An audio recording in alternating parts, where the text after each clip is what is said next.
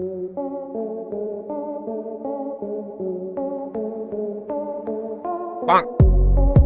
no!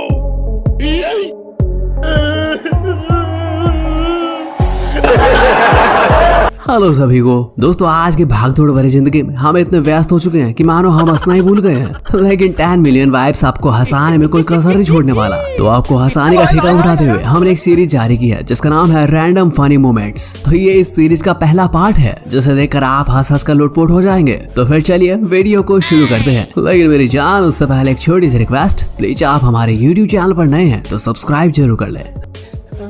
दोस्तों, कहते हैं कि केला खाने के बाद उसका छिलका इधर उधर नहीं फेंकना चाहिए क्योंकि कोई भी उस पर फिसल कर गिर सकता है। लेकिन यहाँ पर एक शख्स ऑफिस में बैठा हुआ होता है और केला खा रहा होता है। और केला खाने के बाद भाई साहब ऐसा कारनामा करते हैं और भाई साहब केला खाकर उसका छिलका फेंकने लगते हैं। तो यहाँ पर वो ऑफिस में होते हैं और ऑफिस में अचानक से वहाँ पर बॉस जा रहा होता है और वो बॉस के गंजे सिर पर देखिए कैसे छिलका फेंकता है।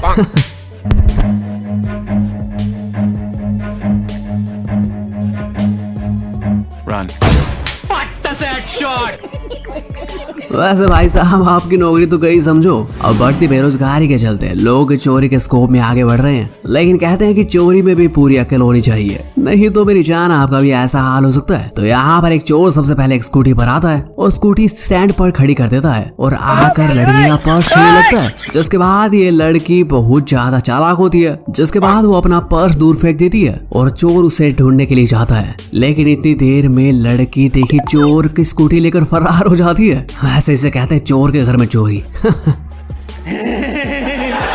और जहाँ कहीं भी बाढ़ आती है तो हाहाकार मच जाता है और चारों तरफ पानी पानी देखने को मिलता है। तो वहीं पर कई लोग इस मौके का फायदा उठाना भी नहीं भूलते। तो भाई साहब यहाँ पर शैम्पू और साबुन लेकर पहुंच जाते हैं। जिसके बाद देखिए भाई साहब कैसे मलमल कर नहाते हैं, मानो ऐसा लगता है महीनों से नहीं नहाए हो और आज सारी कसर पूरी करके जाएंगे। गंगा सिंधु सरस्वती यमुना गोदावरी। अब दारू एक ऐसी चीज है जिसे पीने के बाद आदमी ना जाने क्या कर बैठता है और ना जाने कहां पर कौन सी दुनिया में झूमने लगता है। और कहीं कहीं दारू पीकर लोग बड़े शायर बन जाते हैं। तो यहाँ पर हमें एक ऐसा ही शख्स नजर आता है जो कि दारू पीने के बाद देखिए कैसी शायरी सुनाता है। फूले गुलाब का कली किस काम की, फूले गुलाब का कली किस काम की, जो लड़की हमसे मोहब्बत ना कर रही उसकी जवानी किस काम की। आपका कांटों से डरना क्या, मोहब्बत तेरे से करो, तेरे घर वालों से मेरे को डरना क्या।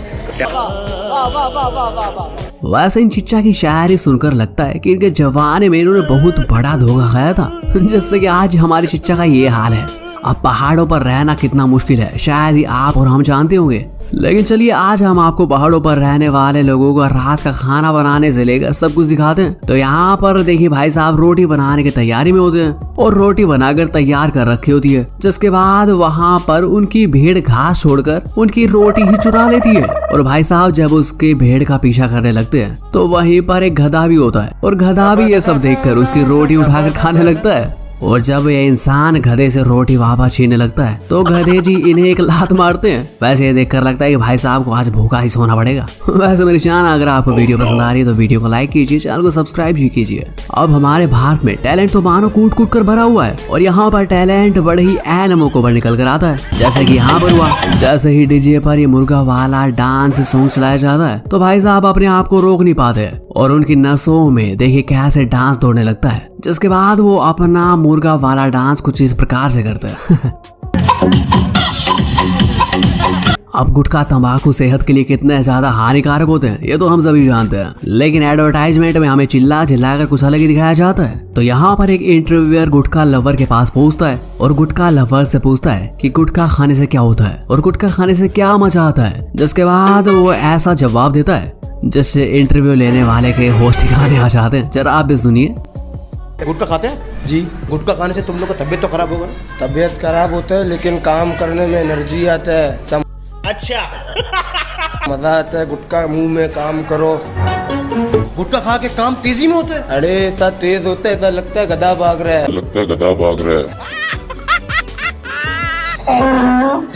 अब कहा जाता है कि प्लान ए के फेल होने से पहले प्लान बी को हमेशा तैयार रखना चाहिए, क्योंकि प्लान ए ना जाने कब फेल हो जाए कोई बता नहीं सकता। तो यहाँ पर एक हमें लाइव एग्जांपल दिखाया जाता है जहाँ पर एक देश का राष्ट्रीय गीत चल रहा होता है और भाई साहब वहाँ पर अपना इंस्ट्रूमेंट लेकर यानी प्लेट लेकर बजा रहे होते हैं, लेकिन अचानक से उसका एक प्लेट नीचे गिर जाता है, जिससे कि जब वो दूसरा प्लेट भी नीचे रख देता है और भाई साहब खड़े होकर वहीं पर सल्यूट करने लग जाते हैं।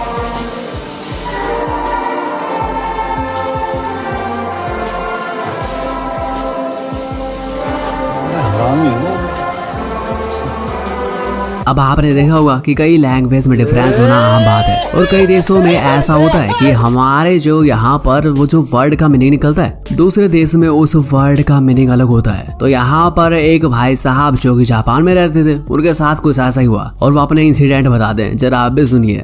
जापान में सबसे अजीब नाम क्या है? अजीब नाम तो मेरे हिसाब से देखो कुछ होता नहीं। वहाँ ऐसा होता है कि किसी वर्ड का मतलब किसी और भाषा में उसका मतलब अलग होता है, किसी और भाषा में उसका मतलब अलग होता है। तो ऐसे कई बार फनी और अजीब से मतलब निकल जाते हैं। तो मेरे पिछले ऑफिस में जो हमारी एक एचआर की टीम में था तो उनका सरनेम था मूतो।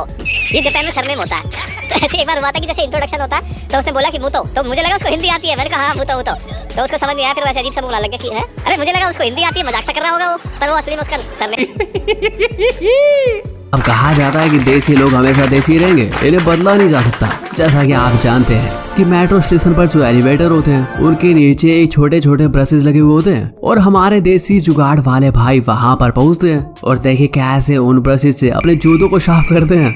अब ये एलिवेटर भी सोच रहा होगा कि माँ मेरी शक्तियों का गलत इस्तेमाल हुआ है। अब लोग शादी को यादगार बनाने के लिए क्या कुछ नहीं करते और यहाँ पर हंसने हंसाने का बहुत बड़ा माहौल बना रहता है और भारत में तो कुछ अलग ही माहौल चल रहा होता है। तो यहाँ पर दुल्हन को गाने के लिए फोर्स किया जाता है, तो दुल्हन भी डोरेमोन की बहुत बड़ी फैन होती है, जिसके बाद वो डोरेमोन की थीम सॉन्ग गा देती है।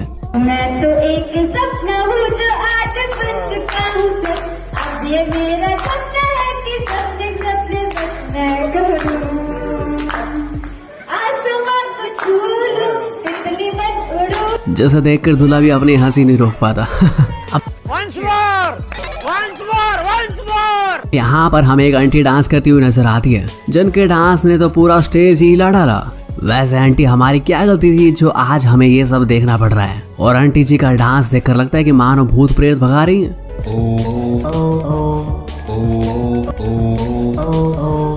भाई मारो मुझे, मारो मारो। अब डांस की बात चल ही रही है तो हम आपको एक दूल्हे से मिलवाते हैं जो कि अपनी शादी में ही जमकर नाचा। और हम लाइव एग्जाम्पल देख सकते हैं कि जब एक अखंड सिंगल की शादी होती है तो कितनी खुशी होती है। और जब यहाँ पर दूल्हा दुल्हन को जयमाला पहनाता है तो उसके बाद वो बहुत ज्यादा खुश हो जाता है, जिसके बाद वो स्टेज पर ही ताबड़तोड़ डांस करने लग जाता है और भाई साहब की खुशी का कोई ठिकाना नहीं होता।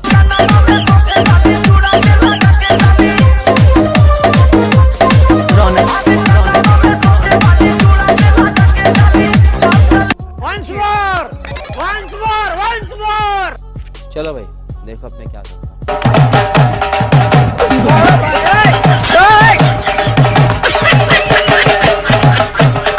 अब इन हस्बैंड वाइफ का कुछ सिलसिला चल रहा होता है, जिसके बाद इनके पास रिपोर्टर पहुंचती है और रिपोर्टर लड़की से सवाल करती है और लड़की आराम से उसका जवाब देती है। और जब लड़के की बारी आती है तो लड़का देखिए भाई साहब क्या जवाब देता है। मम्मी दी थी लेकर।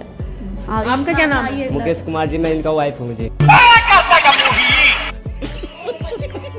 वैसे क्या हस्बैंड बनेगा रे तू?